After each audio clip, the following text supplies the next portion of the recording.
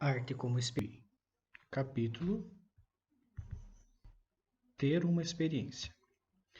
A experiência ocorre continuamente porque a interação do ser vivo com as condições ambientais está envolvida no próprio processo de viver, nas situações de resistência e conflito. Os aspectos e elementos do eu e do mundo implicados nessa interação modificam a experiência com emoções e ideias, de modo que emerge a intenção consciente.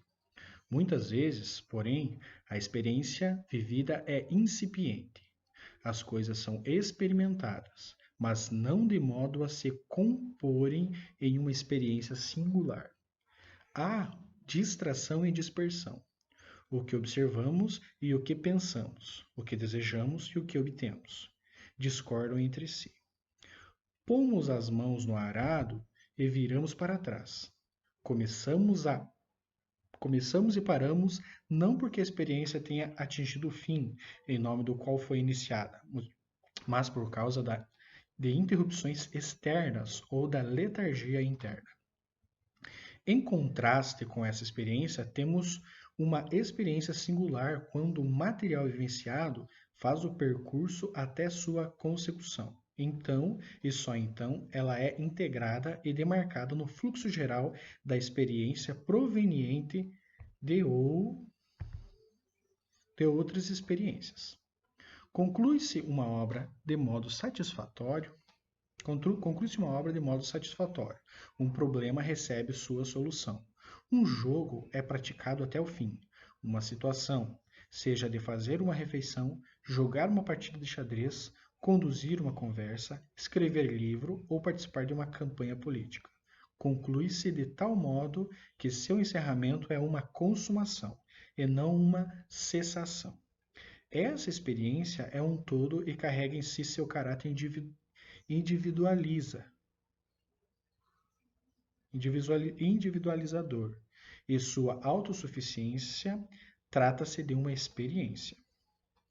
Os filósofos, inclusive os empíricos, falaram, em sua maioria, da experiência em geral. A linguagem vernácula, entretanto, refere-se a experiências, cada uma das quais é singular e tem começo e fim. Porque a vida não é uma marcha ou um fluxo uniforme e ininterrupto. É feita de histórias, cada qual com seu enredo, seu início e movimento para seu fim.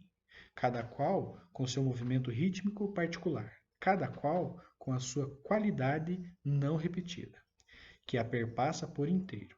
Uma escada, por mais mecânica que seja, procede por degraus individuais, e não por uma progressão indiferenciada. E um plano inclinado distingue-se de outras coisas, no mínimo por uma continuidade abrupta.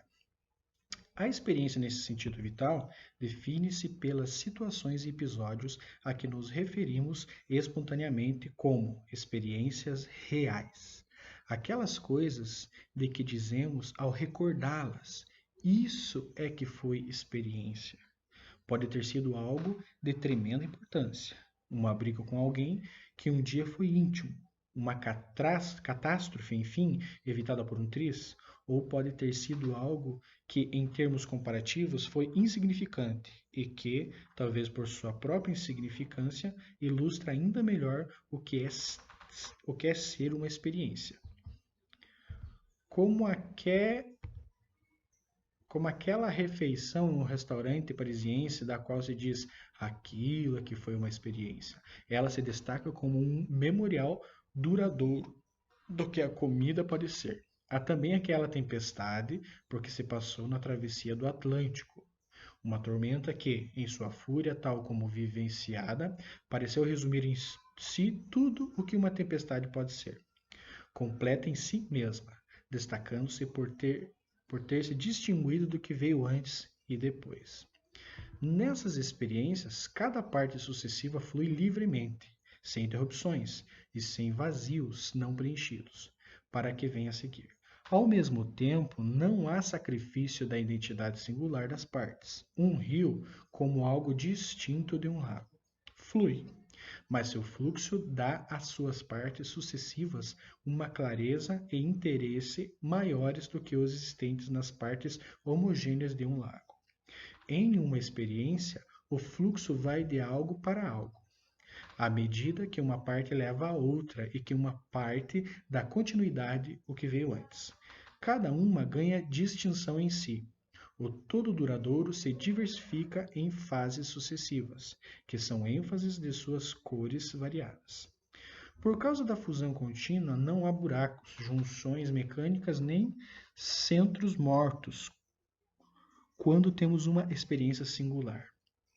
Há pausas, lugares de repouso, mas eles pontuam e definem a qualidade do movimento, resumem aquilo por que se passou e impedem sua dissipação e sua evaporação displicente. A aceleração contínua é esbaforida e impede que as partes adquiram distinção. Em uma obra de arte, os diferentes atos, episódios ou ocorrências se desmancham e se fundem na unidade, mas não desaparecem nem perdem seu caráter próprio ao fazê-lo, tal como em uma conversa amistosa. Há um intercâmbio e uma mescla contínuos, mas cada interlocutor não apenas preserva seu caráter pessoal, como também o manifesta com mais clareza do que é seu costume. A experiência singular tem uma unidade que lhe confere seu nome. Aquela refeição, aquela tempestade, aquele rompimento da amizade. A existência dessa unidade é constituída por uma qualidade ímpar, que perpassa a experiência inteira, a despeito da variação das partes que a compõem. Essa unidade não é afetiva, prática nem intelectual, pois esses termos nomeiam distinções que a reflexão pode fazer dentro dela. O discurso sobre uma experiência devemos servir-nos desses objetivos de interpretação.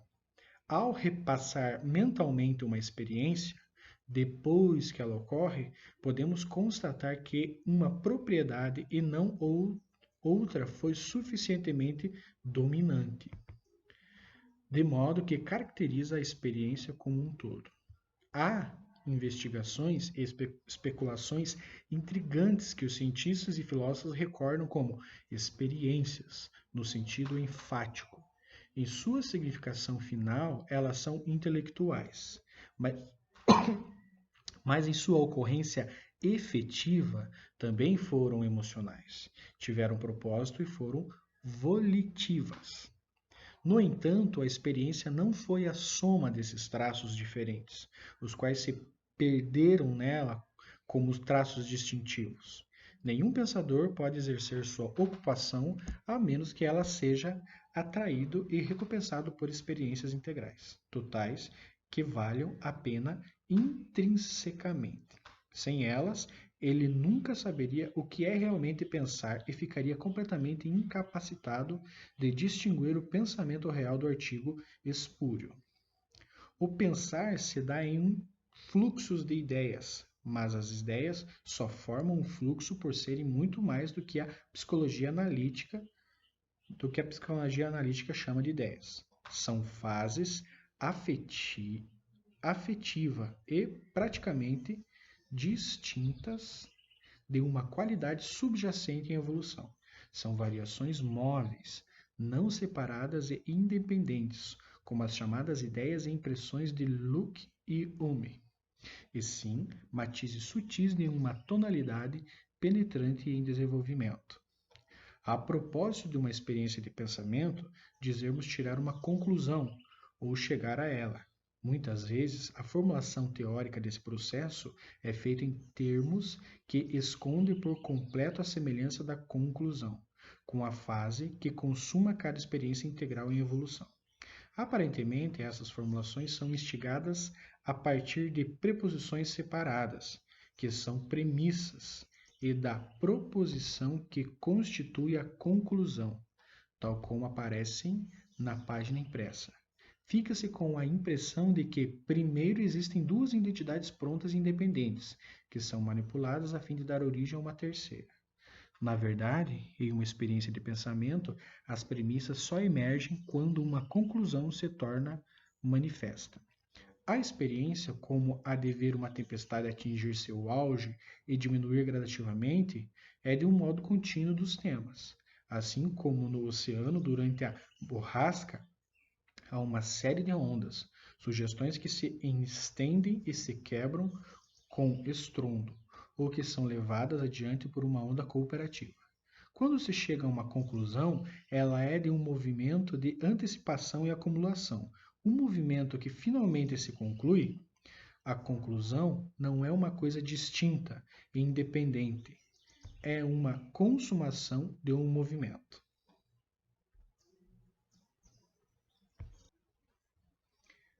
Portanto, uma experiência de pensar tem sua própria qualidade estética.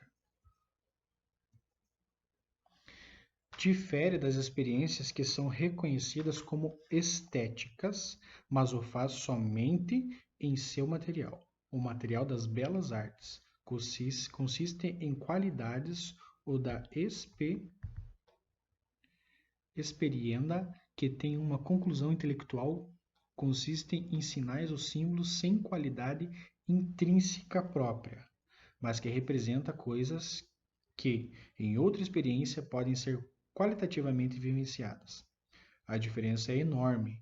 É uma das razões por que a arte estritamente intelectual nunca será popular como a música. Não obstante, a experiência em si tem um caráter emocional satisfatório, porque possui integração interna e um desfecho atingido por meio de um movimento ordeiro e organizado. Essa estrutura artística pode ser sentida de imediato. Nessa medida, é estética. Ainda mais importante é o fato de que não só essa qualidade é um motivo significativo para se empreender uma investigação intelectual e mantê-la verdadeira, como também nenhuma atividade intelectual é um evento integral, uma experiência, a menos que seja completada por essa qualidade. Sem ela, o pensamento é inconclusivo. Em suma, a experiência estética não pode ser nitidamente distinguida da intelectual, uma vez que essa última precisa exibir uma chancela estética para ser completa. A mesma afirmação se aplica a um curso de ação que seja dominantemente prático, isto é, que consista em um franco fazer. É possível ser eficiente na ação e não ter uma experiência consciente. Uma atividade pode ser automática demais para permitir uma sensação daquilo a que se refere e de para onde vai. Ela chega ao fim, mas não a um desfecho ou consumação na consciência. Os obstáculos são superados pela habilidade sagaz, mas não alimentam a experiência. Há também aquelas que relutam na ação, inseguras e inconclusivas como os matizes da literatura clássica. Entre os polos da inexistência de propósito e da ineficiência mecânica, situam-se os cursos de ação em que os atos sucessivos são perpassados por um sentimento de significado crescente, que é conservado e se acumula em direção a um fim vivido como a consumação de um processo. Os políticos e generais de sucesso que se transformam em estadistas como César e Napoleão têm em si algo do showman. Por si só, isso não é arte, mas é um sinal, creio eu, de que o interesse não recai exclusivamente, ou talvez não principalmente no resultado considerado em si, como no caso da mera eficiência, mas sim no resultado como desfecho de um processo. Há interesse em concluir uma experiência. É possível que essa experiência seja prejudicial ao mundo e que sua consumação seja indesejável, mas ela tem um caráter estético. A identificação grega da boa conduta com a conduta dotada de proporção, graça e harmonia A Calon Agathon é um exemplo mais óbvio da qualidade estética que se distingue a ação moral. Um grande efeito daquilo que passa por moral é seu caráter inestético. Uma vez de exemplificar uma ação resoluta e entusiástica, isso assume a forma de uma concessão de uma de forma de concessões parciais e ressentidas às exigências do dever. Mas as ilustrações talvez só façam obscurecer o fato de que qualquer atividade prática, desde que seja integrada e se mova por seu próprio impulso para a consumação, tem uma qualidade estética. Talvez possamos ter uma ilustração geral se imaginarmos que uma pedra que rola morro abaixo tem uma experiência. Com certeza, trata-se de uma atividade suficientemente prática. A pedra parte de algum lugar e se move, com a consistência permitida pelas circunstâncias, para um lugar e um estado em que ficará em repouso.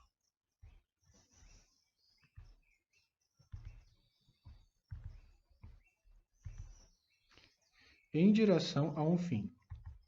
Acrescentemos a esses dados externos a guisa de imaginação, a ideia de que a pedra anseia pelo resultado final, de que se interessa pelas coisas que encontrar no caminho, pelas condições que aceleram e retardam seu avanço, com respeito à influência delas no final, de que age e se sente em relação a elas conforme a função de obstáculo ou auxílio que lhes atribui e de que a chegada final ao repouso se relaciona com tudo que veio antes, com uma culminação de um movimento contínuo.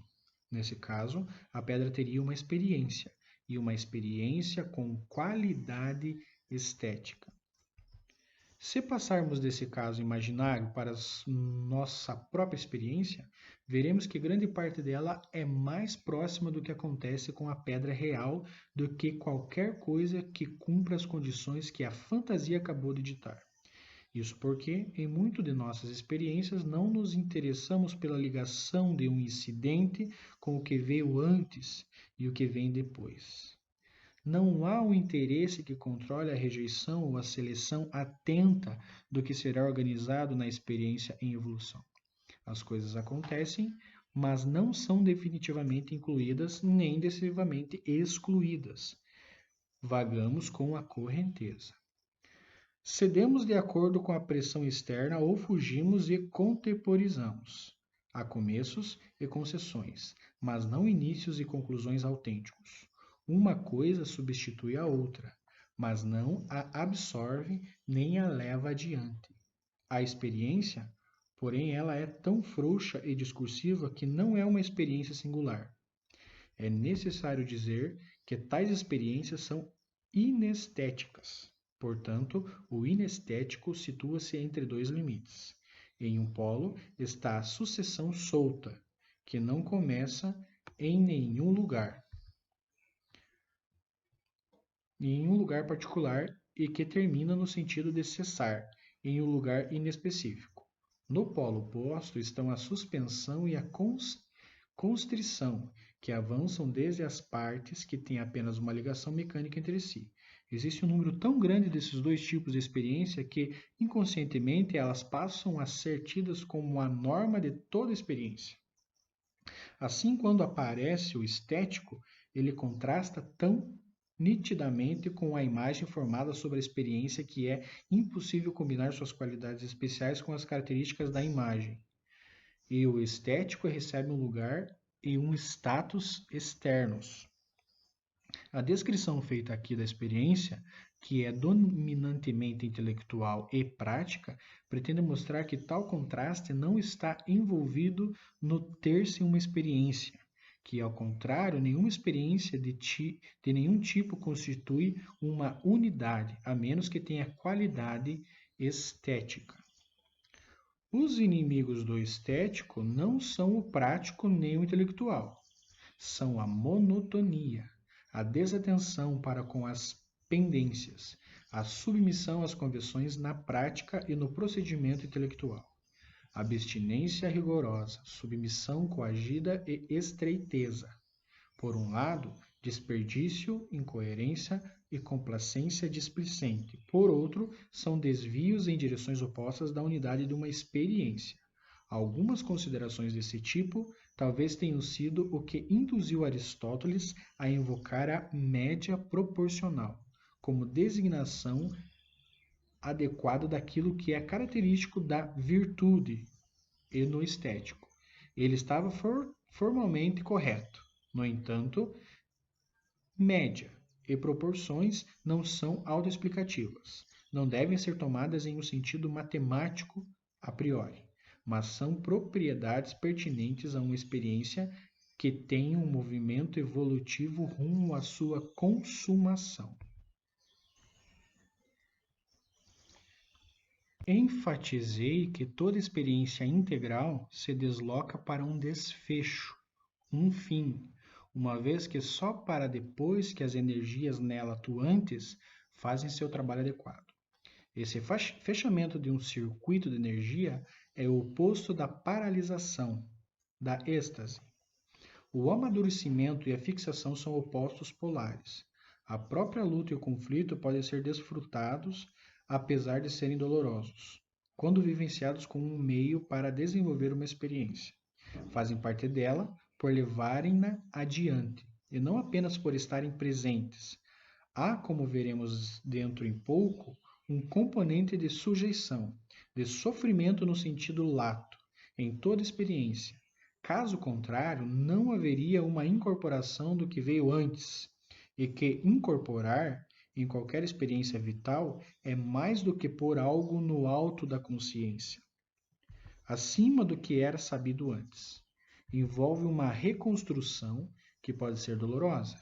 Se a fase necessária do submeter-se a alguma coisa é prazerosa ou dolorosa em si mesma, depende de condições específicas. É indiferente para a qualidade estética total, a não ser pelo fato de haver poucas experiências estéticas que são totalmente jubilosas. De certo, elas não devem ser caracterizadas como divertidas e, ao incidirem sobre nós, envolvem um sofrimento que ainda assim é coerente com a percepção completa desfrutada, ou, a rigor, é parte dela. Falei da qualidade estética que arredonda uma experiência, em sua completude e unidade, como emocional. Talvez essa referência cause dificuldades. Tendemos a pensar nos sentimentos como as coisas tão simples e compactas quanto as palavras com que os denominamos. Alegria, tristeza, esperança, medo, raiva ou curiosidade são tratados como se, por si só, cada um fosse uma espécie de entidade que entra em cena já pronta, uma entidade capaz de durar muito ou pouco tempo, mas cuja duração, crescimento e carreira é irrelevante para a sua natureza. Na verdade, quando significativas, as emoções são qualidades de uma experiência complexa, que se movimenta e se altera. Digo, quando significativas, porque, de outro modo, elas não passam de explosões e irrupções de um bebê perturbado. Todas as emoções são qualificações de um drama e se modificam com o desenrolar do drama. Disse às vezes que as pessoas se apaixonam à primeira vista, mas aquilo porque caem de amores não é uma coisa daquele instante. Onde ficaria o amor se fosse comprimido em um momento em que não houvesse espaço para a estima e a solicitude? A natureza íntima da emoção manifesta-se na experiência de quem assiste a uma peça no palco ou lê um romance, e concomitante ao desenvolvimento da trama. E a trama requer um palco, um espaço com que se desenvolver e tempo para se desdobrar. A experiência é afetiva, mas nela não existem coisas separadas, chamadas emoções. Do mesmo modo, as emoções ligam-se a acontecimentos e objetos em seu movimento. Não são privadas, a não ser em casos patológicos, e até uma emoção anobjetal exige algo além dessa mesma e que se pretende, e, por isso, gera prontamente uma ilusão. Na falta de algo real, a emoção faz parte do eu, certamente, mas faz parte do eu interessado no movimento dos acontecimentos em direção a um desfecho desejado ou indesejado. Pulamos de imediato ao nos assustarmos, assim como enrubescemos no instante em que sentimos vergonha. Mas o susto e o recato envergonhado não são, nesse caso, estados afetivos. Em si, não passam de reflexos automáticos. Para se tornarem emocionais, precisam fazer parte de uma situação inclusiva e duradoura, que envolve o interesse pelos objetos e por seus desfechos. O pulo de susto transforma-se em um medo emocional quando se constata ou se supõe exigir um objeto ameaçador, o qual é preciso enfrentar ou do qual convém fugir. O roubo converte-se em uma emoção de vergonha quando, em pensamento, a pessoa liga um ato que praticou a uma reação desfavorável de alguém mais a ela. Coisas físicas vindas dos confins da Terra são fisicamente transportadas e fisicamente levadas a agir e reagir umas sobre as outras. Na construção de um novo objeto, o milagre da mente que algo parecido ocorre em uma experiência sem transporte nem montagem físicos. A emoção é a força motriz e consolidante. Seleciona o que é congruente e pinta com suas cores o que é escolhido, com isso conferindo uma unidade qualitativa em materiais externamente díspares e semelhantes. Com isso, proporciona unidade nas e entre as partes variadas de uma experiência. Quando a unidade é do tipo já descrito, a experiência tem um caráter estético, mesmo que não seja predominantemente uma experiência estética. Dois homens se encontram. Um deles é candidato a um emprego, enquanto o outro detém a possibilidade de decidir a questão. A entrevista pode ser mecânica, composta por perguntas padronizadas, cujas respostas decidem superficialmente o assunto. Não há uma experiência em que os dois homens se conheçam, nada que não seja uma repetição, por meio de aceitação ou recusa, de algo que já aconteceu dezenas de vezes. A situação é tratada como se fosse um exercício de anotação em um registro contábil. Mas é possível que ocorra uma interação em que se desenvolva uma nova experiência, onde devamos buscar uma descrição de tal experiência. Não em registros contábeis, nem em um tratado de economia, sociologia ou psicologia organizacional, mas no teatro ou na ficção. Sua natureza é importante, só podem expressar-se pela arte, porque há uma unidade da experiência que só pode ser expressa como uma experiência. A experiência é de um material carregado de suspense e avança para sua consumação por uma série interligada de incidentes variáveis. As emoções primárias, por parte do candidato, pode ser a esperança ou a desesperança no início, e a euforia ou o desapontamento no final. Essas emoções qualificam a experiência como uma unidade.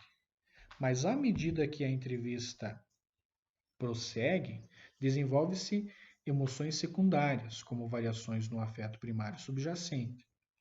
É possível até que cada atitude e gesto, cada frase, quase cada palavra produzam mais do que uma oscilação na intensidade da emoção fundamental. Em outras palavras, produzam uma mudança de matiz e coloração em sua qualidade. O empregador discerne, por meio de suas próprias reações afetivas, o caráter do candidato. Projeta-o imaginariamente no trabalho a ser feito e avalia sua aptidão pela maneira como os elementos da cena se reúnem e entram em choque ou se encaixam. A presença e o comportamento do candidato harmonizam-se com as atitudes e desejos, ou entram em conflito e se chocam. Fatores como esses, de qualidade intrinsecamente estética, são as forças que levam componentes variados da entrevista a um desfecho decisivo. entram na resolução de qualquer situação, seja qual for sua natureza dominante, em que haja incertezas e suspense.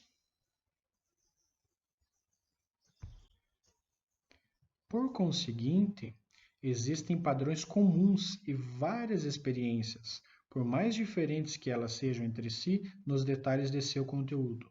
Há condições a serem satisfeitas sem as quais as experiências não podem vir a ser. Os contornos do padrão comum são ditados pelo fato de que toda experiência é resultado da interação entre uma criatura viva e algum aspecto do mundo em que ela vive. Um homem faz algo, digamos, levantar uma pedra, em consequência dito, fica sujeito a algo, sofre algo. O peso, o esforço, a textura da superfície da, da coisa levantada.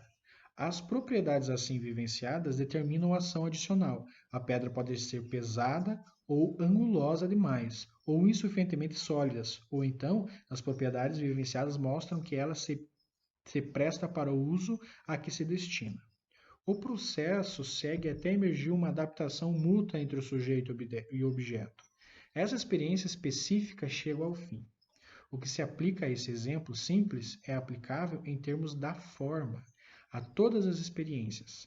A criatura atuante pode ser um pensador em seu gabinete de estudos e o meio com que ela interage pode consistir em ideias em vez de uma pedra.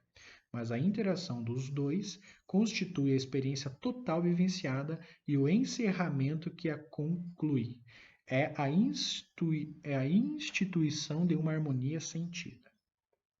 Uma experiência tem padrão e estrutura porque não apenas é uma alternância do fazer e do ficar sujeito a algo, mas também porque consiste nas duas coisas relacionadas. Pôr a mão no fogo não é necessariamente ter uma experiência. A ação e sua consequência devem estar unidas na percepção. Essa relação é o que confere significado. Aprendê-lo é objeto de toda compreensão. Essa relação é o que confere significado. Aprendê-lo é o objetivo de toda compreensão. O âmbito e o conteúdo das relações mede o conteúdo significativo de uma experiência. A experiência de uma criança pode ser intensa, mas por falta de uma base de experiências anteriores, as relações entre o estar sujeito a algo e o fazer são mal aprendidas. E a experiência não tem grande profundidade nem largueza. Ninguém jamais atinge uma maturidade de tal que perceba todas as conexões envolvidas. Certa vez um autor, o Sr. Hinton, escreveu um romance intitulado The Underliner, o Desaprendedor. Ele retratava toda a duração infinita da vida após a morte como um reviver dos incidentes ocorridos em uma vida curta na Terra, em urna desoberta, contínua das relações envolvidas entre eles. A experiência é limitada por todas as causas que interferem na percepção das relações entre o estar sujeito e o fazer. Pode haver interferência pelo excesso do fazer ou pelo excesso da receptividade daquilo a que se é submetido. O desequilíbrio em qualquer desses lados embota a percepção das relações e torna a experiência parcial e distorcida, com um significado escasso ou falso. O gosto pelo fazer, a ânsia de ação, deixa muitas pessoas, sobretudo no meio humano, apressado e impaciente em que vivemos, com experiências de uma pobreza quase inacreditável, todas superficiais. Nenhuma experiência isolada tem a oportunidade de se concluir, porque o indivíduo entra em outra coisa com muita precipitação. O que é chamado de experiência fica tão disperso e misturado que mal chega a merecer esse nome. A resistência é tratada como uma abstrução a ser vencida, e não como um convite à reflexão. O indivíduo passa a buscar mais ainda inconscientemente do que por uma escolha deliberada, situações em que possa fazer o máximo de coisas no prazer mais curto possível. As experiências também têm seu amadurecimento, abreviado pelo excesso de receptividade, Nesse caso, o que se valoriza é o mero passar por isso ou aquilo, independentemente da percepção de qualquer significado. O acúmulo de tantas impressões quando for possível é tido como vida, muito embora nenhuma delas seja mais do que um adejo e um gole bebido depressa. Talvez passem mais fantasias e impressões pela consciência do sentimentalista ou do sonhador do que pelo do homem movido pela ânsia de ação.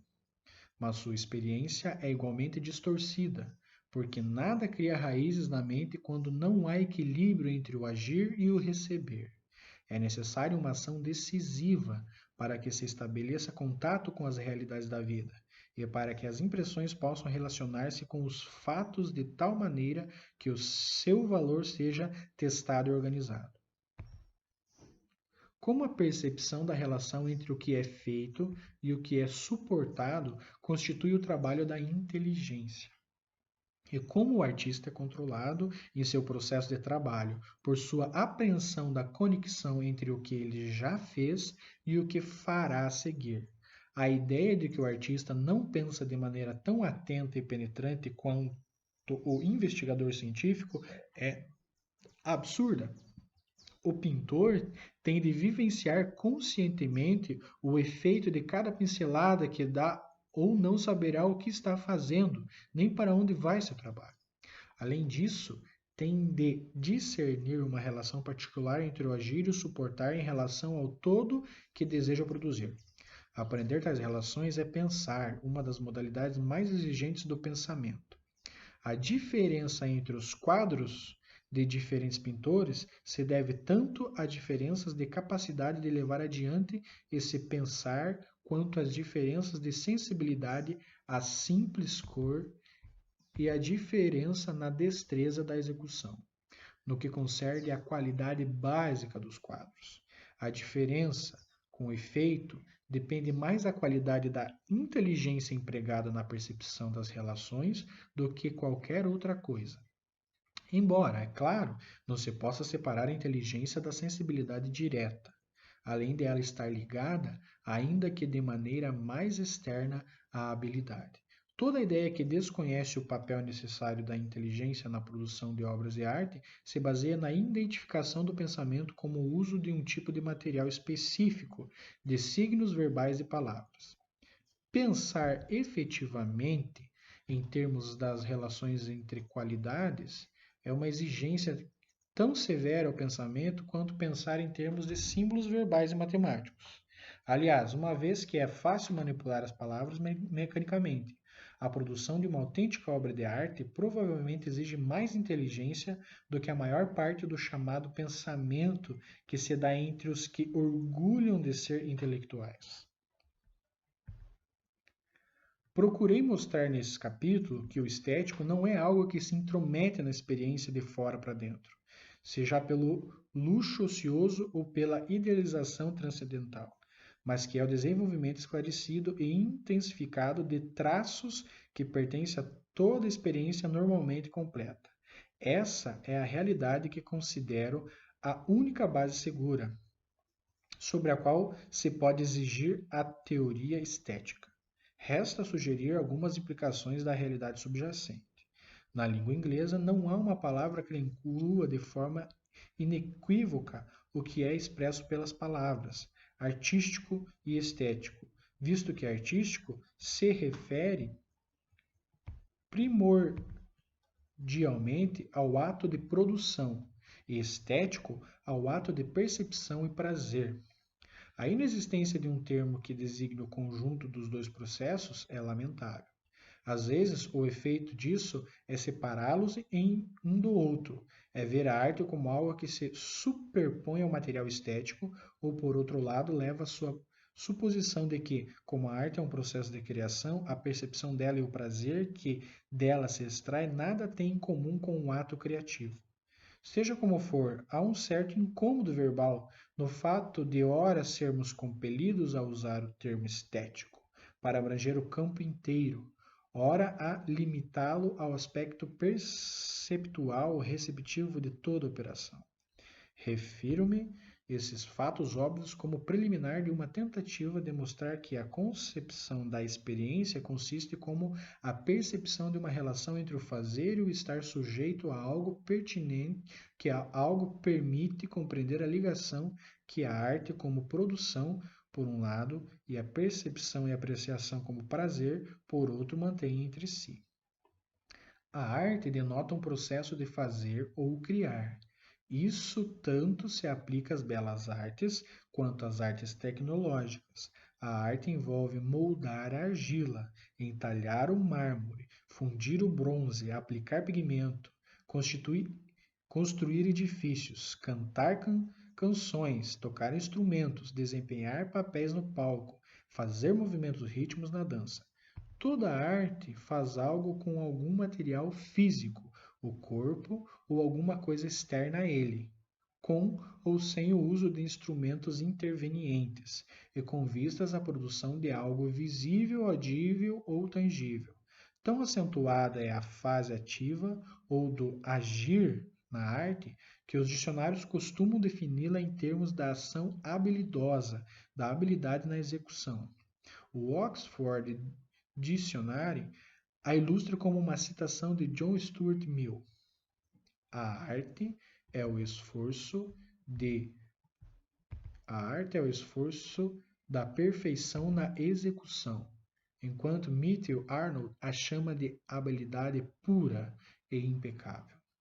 A palavra estético refere-se, como já assinalamos, à experiência como apreciação, percepção e deleite, mas denota o ponto de vista do consumidor do que o do produtor. É o gosto, e tal como na culinária, a claração habilidosa fica ao lado do cozinheiro que prepara os alimentos, enquanto o gosto fica ao lado do consumidor. Assim como na jardinagem, há uma distinção entre o jardineiro que planta e cuida e o morador que desfruta do produto acabado. Essas próprias ilustrações podem, assim como a relação existente ao se ter uma experiência entre o agir e o ficar sujeito a algo, indicam a distinção entre o estético e o artístico. Não pode ser levado a ponto de se tornar uma separação. A perfeição na execução não pode ser medida ou definida em termos da execução. Implica aqueles que percebem e desfrutam do produto executado. O cozinheiro prepara a comida para o consumidor, e a medida do valor do que é preparado se encontra no consumo. A mera perfeição na execução, julgada isoladamente em seus próprios termos, provavelmente poderia ser mais bem alcançada por uma máquina do que pela arte humana. Por si só, ela é técnica. No máximo, existem grandes artistas que não figuram nas fileiras superiores dos técnicos, a exemplo de Cézanne. Do mesmo modo que há grandes pianistas que são grandes no plano estético e que Sargent não é um grande pintor. Para que a habilidade seja artística, no sentido final, ela precisa ser amorosa, precisa importar-se profundamente com o tema sobre o qual a habilidade é exercida.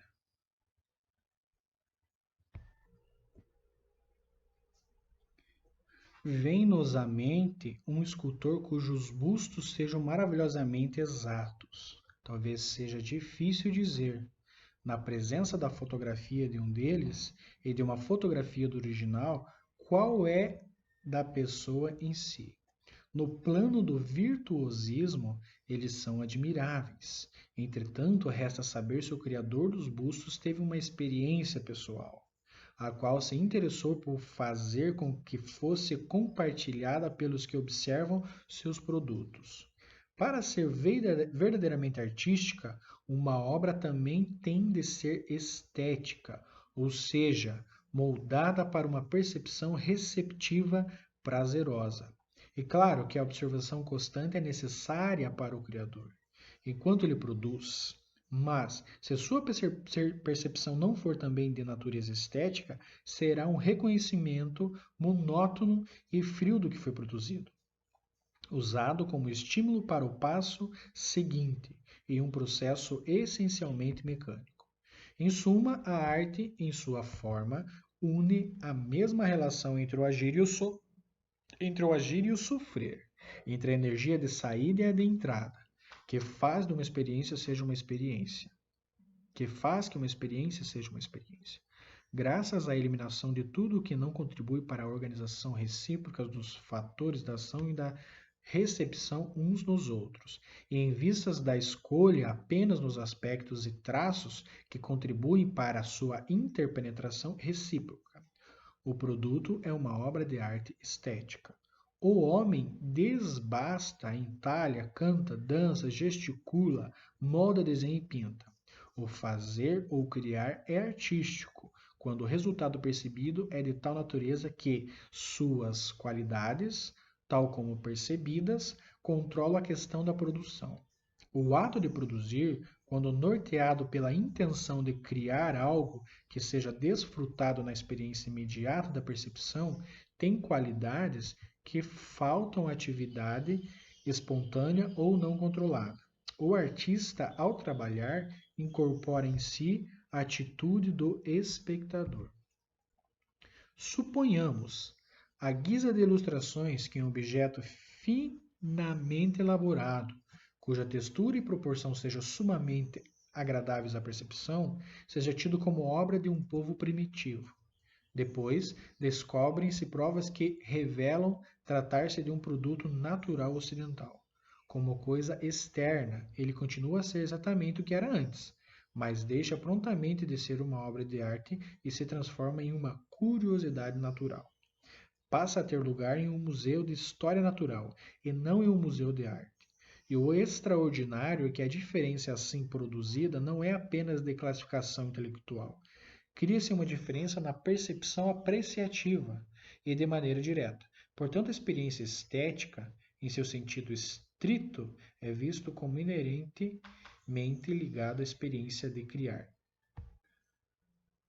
Quando estética, a satisfação sensorial dos olhos ou ouvidos, o é porque não existe sozinha, mas ligada à atividade de que é consequência.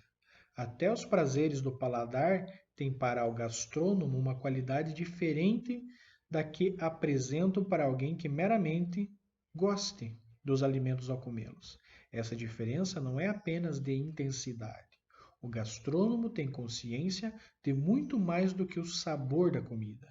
Nesse sabor, tal como diretamente experimentado, entram qualidades que dependem da referência à sua fonte e à sua formação de preparação ligada a critérios de excelência, assim como a produção deve absorver em si as qualidades do produto, tal como percebidas e serem reguladas por elas.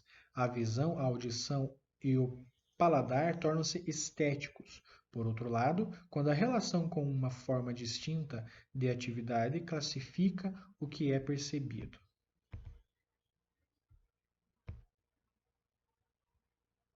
Há um componente de paixão em toda percepção estética.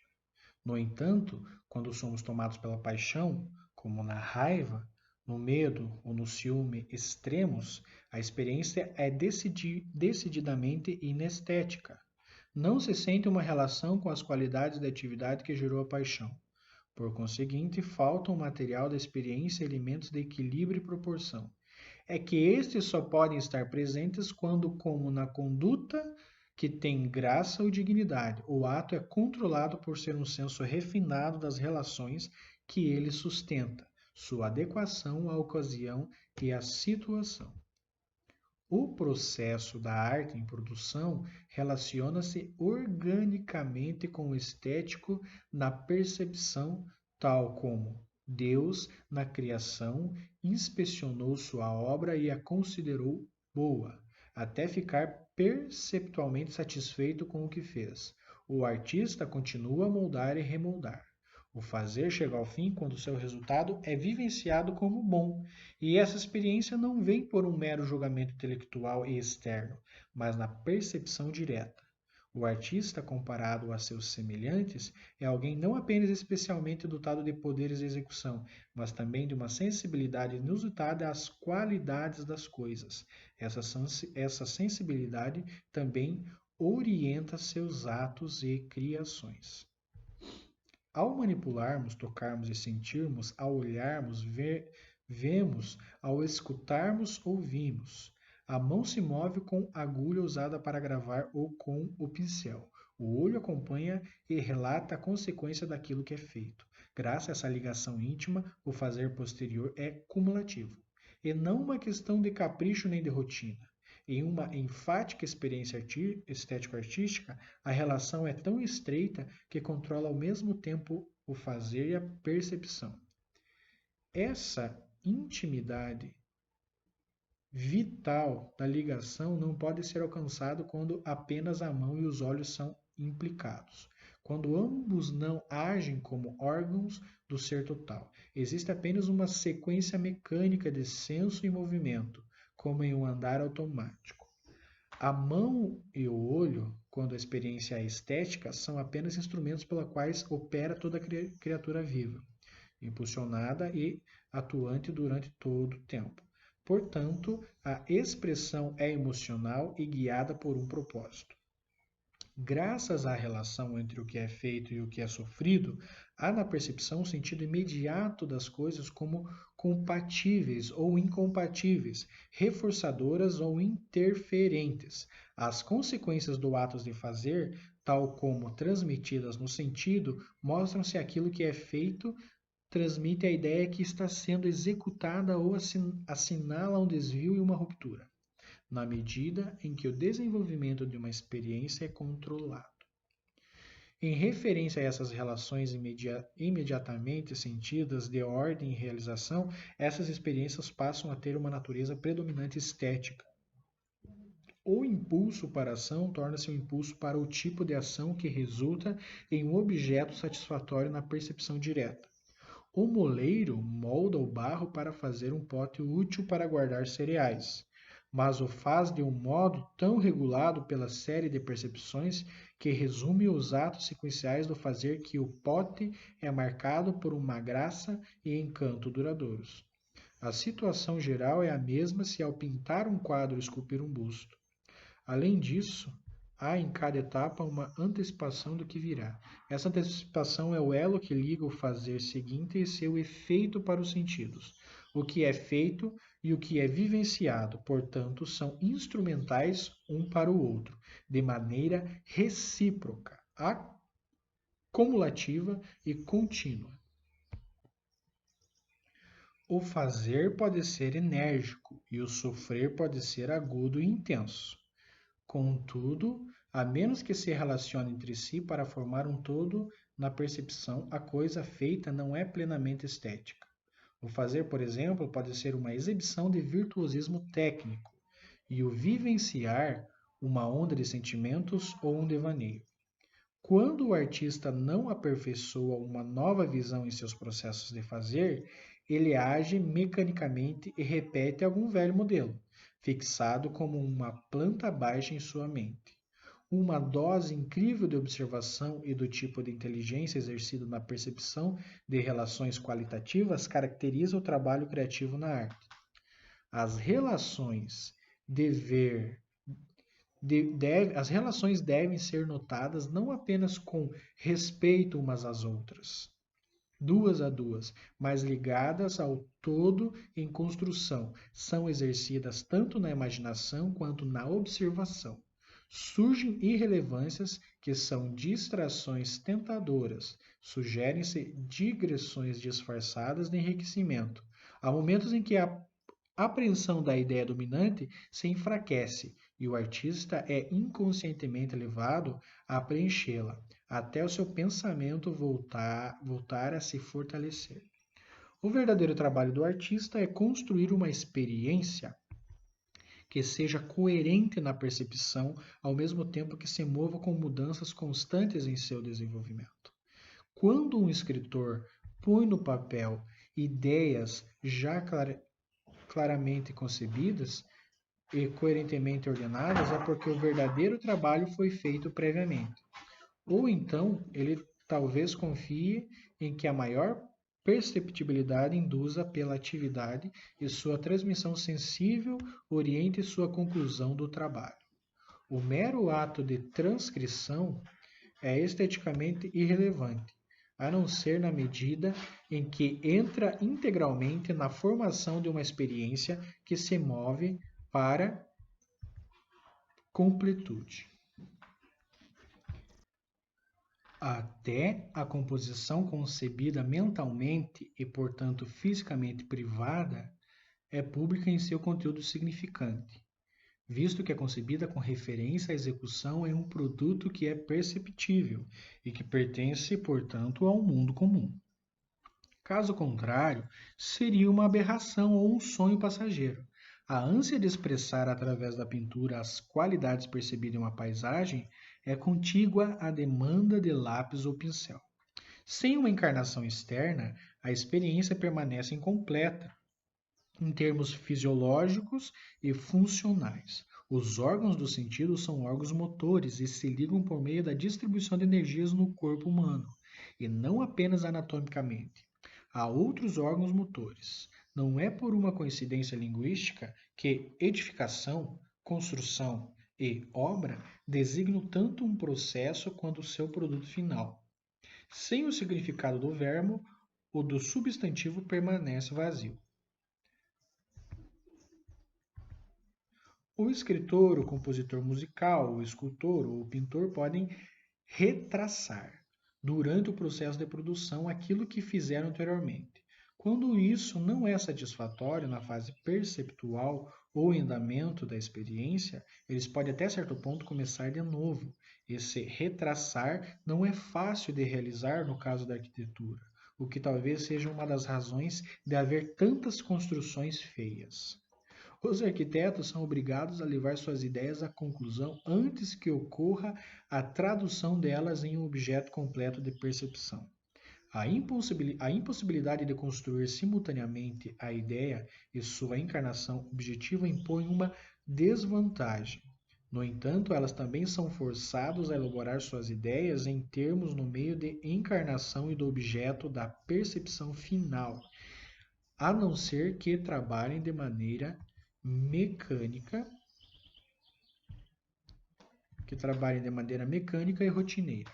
É provável que a qualidade estética das catedrais medievais se dava, em certa medida, ao fato de sua construção não ter sido tão controlada quanto são as de hoje, por um projeto e especificações feitas de antemão.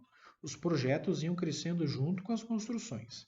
Entretanto, mesmo um produto próprio de Minerva, sendo artístico, pressupõe um período anterior de gestação, no qual os atos e percepções projetados na imaginação interagem e se modificam mutuamente.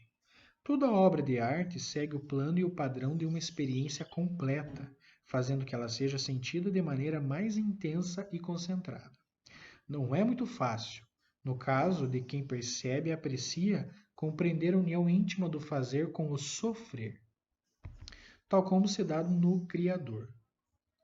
Somos levados a crer que o primeiro simplesmente absorve o que existe sob forma acabada, sem se dar conta de que essa absorção envolve atividades comparáveis às do Criador.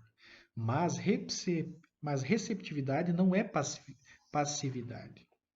Também ela é um processo composto por uma série de atos reativos que se acumulam em direção à realização objetiva. Caso contrário, não haveria percepção, mas reconhecimento. A diferença entre os dois é imensa. O reconhecimento é a percepção refreada antes de ter a possibilidade de se desenvolver livremente.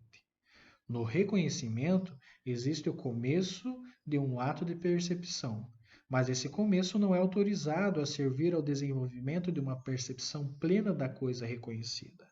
É detida no ponto em que se serve a uma outra finalidade, como ao reconhecermos um homem na rua para cumprimentá-lo ou evitá-lo, e não para ver o que há nele.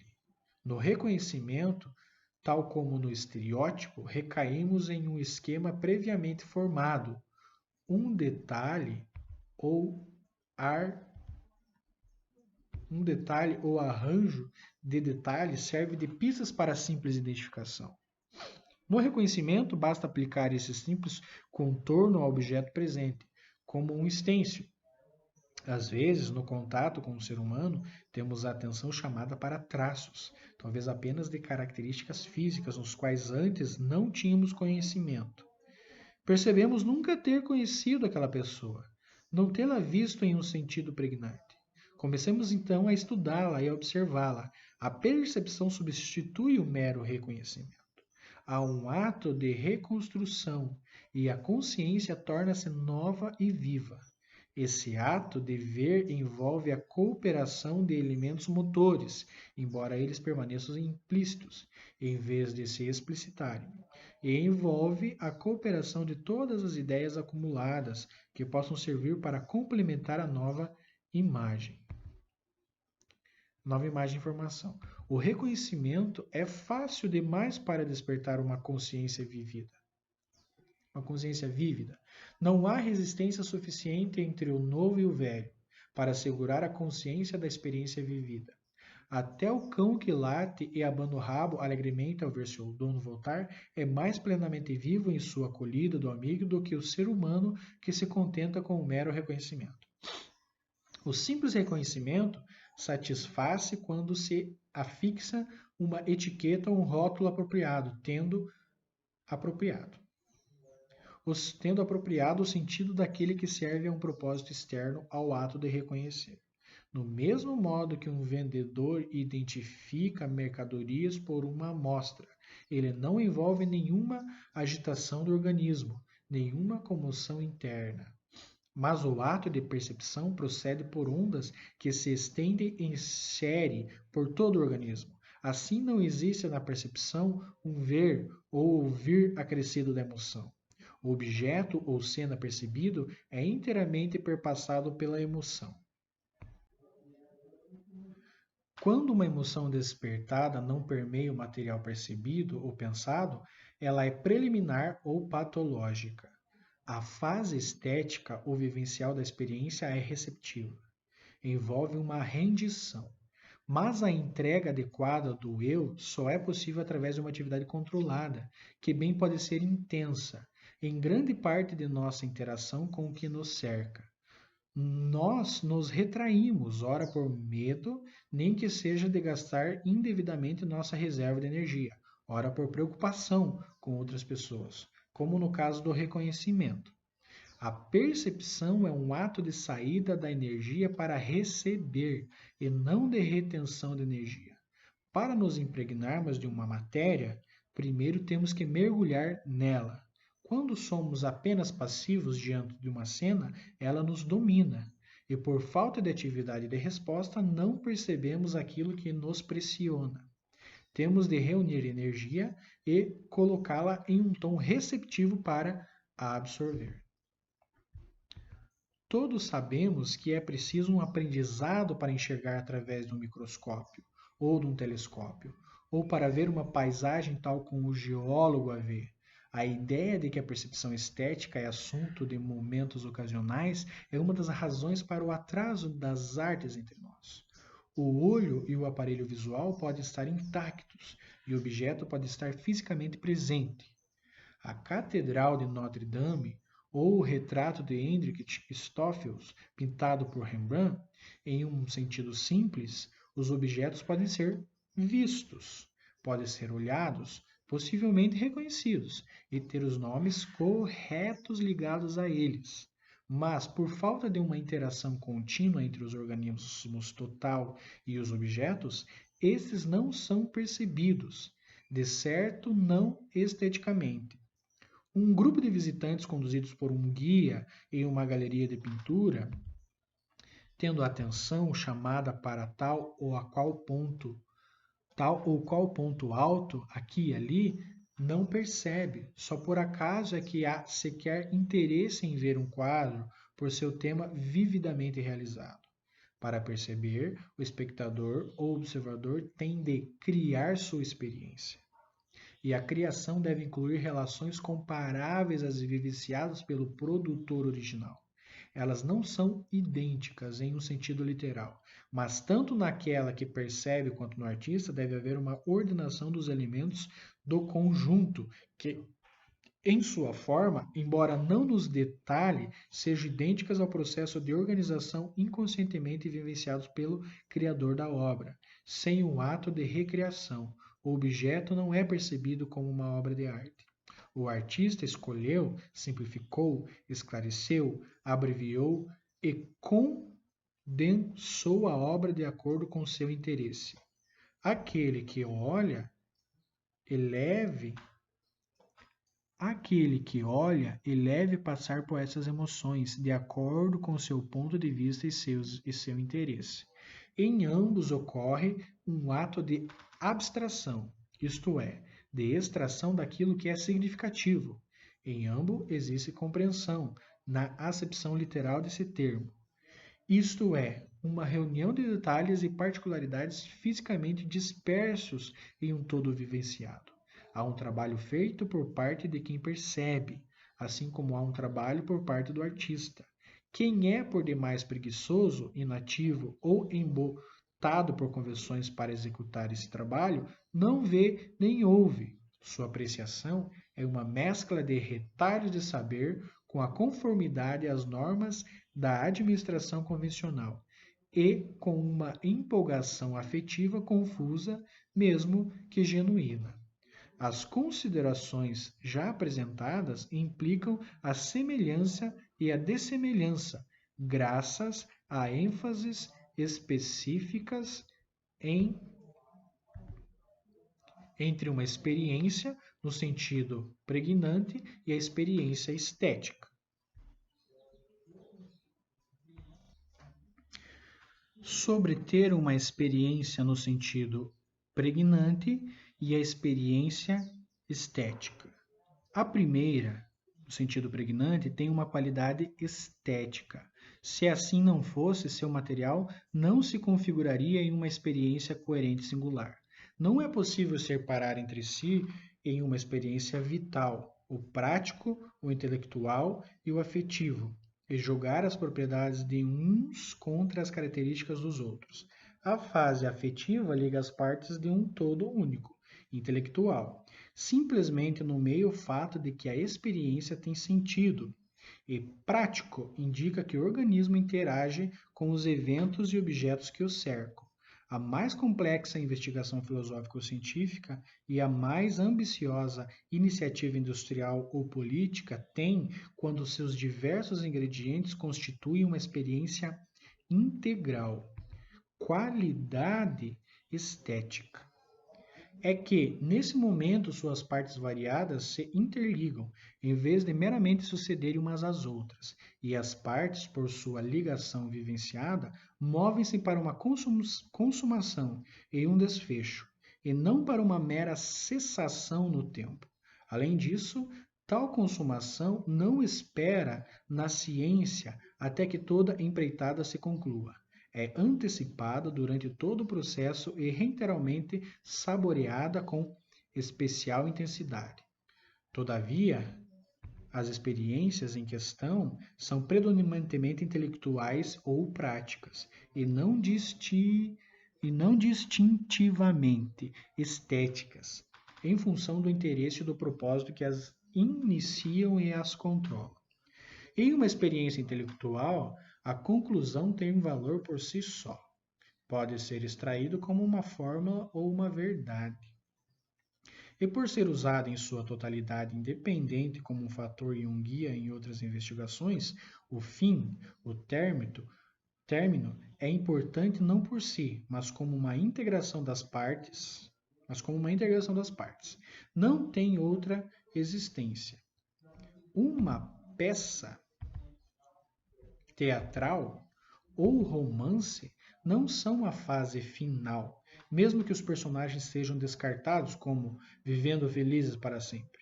Em uma experiência nitidamente estética, algumas características atenuadas em outras experiências se revelam dominantes. As subordinadas tornam-se controladoras, a saber, as características em virtude das quais a experiência é uma experiência integrada e completa por si só. Em toda experiência integral existe forma, porque existe organização dinâmica. Chama a organização de dinâmica por ela levar tempo para ser completada, por ser um crescimento, a início, desenvolvimento, consumação. O material é ingerido e digerido pela interação com aquela organização vital dos resultados da experiência anterior que constitui a mente do trabalhador. A incubação prossegue até que aquilo que é concebido seja partejado e tornado perceptível como parte do mundo comum. Uma experiência estética só pode compactar-se em um momento no sentido de um clímax de processos anteriores de longa duração, se chegar em um movimento excepcional que abarque em si todas as outras coisas e o faça a ponto de todo o resto ser esquecido. O que distingue uma experiência como estética é a conversão da resistência e das tensões, das excitações que em si são tentações para a digressão, em um movimento em direção a um desfecho inclusivo e gratificante. Vivenciar a experiência, como respirar, é um ritmo de absorções e expulsões. Sua sucessão é pontuada e transformada em um ritmo pela existência de intervalos, períodos em que uma fase é cessada e outra é iniciada, e outra é inicial e preparatória. O William James fez uma comparação oportuna entre o curso de uma experiência consciente e os voos e pousos alternados de um pássaro. Os voos e pousos ligam-se intimamente uns aos outros. Não são um punhado de alçamentos não relacionados, seguidos por um saltinho igualmente não relacionados. Cada lugar de repouso, na experiência, é um vivenciar em que se são absorvidos e incorporados as consequências de atos anteriores. E, a menos que esses atos sejam de extremo capricho ou pura rotina, cada um traz em si um significado que foi extraído e conservado. Tal como no avanço de um exército, todos os ganhos no que já foi efetuado são praticamente consolidados, sempre com vistas ao que se é feito a seguir. Se nos movemos depressa demais, afastamo-nos da base de suprimentos, da acumulação de significados, e a experiência torna-se agitada, superficial e confusa. Se demorarmos demais, depois de haver extraído um valor líquido, a experiência morre de inanição. A forma do todo, portanto, está presente em todos os membros. Realizar e consumar são funções contínuas e não meros fins localizados em apenas um lugar. O gravador, o pintor ou o escultor encontra-se no processo de completar algo a cada etapa de seu trabalho. A cada momento tem de preservar e resumir o que se deu antes como um todo e com referência a um todo que virá. Caso contrário, não há coerência nem segurança em seus atos sucessivos. A sucessão são feitas no ritmo da experiência, confere variedade e movimento, protege o trabalho da monotonia e das repetições inúteis. As vivências experimentadas são os elementos correspondentes no ritmo e proporcionam unidade. Protege o trabalho da falta de propósito de uma mera sucessão de excitações. Um objeto é peculiar e predominantemente estético, gerando o prazer característico da percepção estética, quando os fatores determinantes de qualquer coisa se possa chamar de experiência singular se elevam muito acima do limiar da percepção e se tornam manifestos por eles mesmos.